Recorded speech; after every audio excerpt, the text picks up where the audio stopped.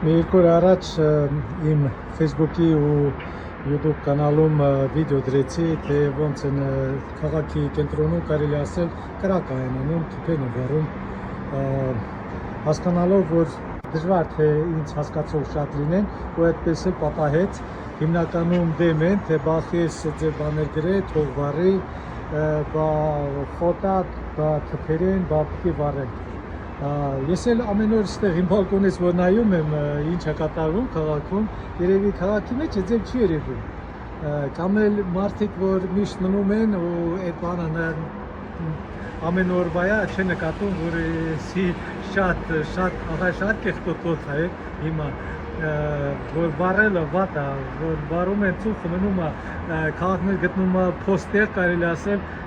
սարերի մեջ օդը չի խաղում, воздушные потоки отсутствуют, չկան ու հիմա այսպես կանգնած է։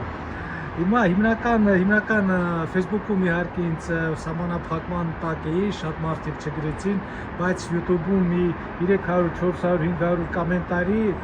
մեկնաբանություններ, հիմնականում հայհոյանքների ձևով բա խես էսես թող մարդը վառի։ Բայց ես հասկանում որ կարող է 20%, 30% հասկացա, որ չի կարելի վառել։ Հիմա այս վիդեոն էլ որ խոսում եմ, ուզում եմ ասել, որ չի կարելի վառել, տեսեք ժողովուրդ ինչ է կատարվում, տեսեք ինչ է կատարվում։ Դա վառելը, միտեղ վառում են, ասենք մի կիլոմետրի վրա վառում են, այդ ծուխը կանգնում է, այսպես չի գնում, մնում է քաղաքի մեջը։ Օրերով մենք շնչում ենք։ Հիմա իմ ասածն է, որ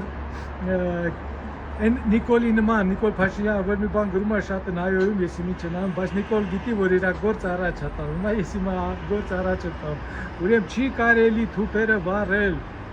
բանում, պետք է տանեք, թափեք կամ էլ պահեք, բայց վառելը թույլատրելի չի։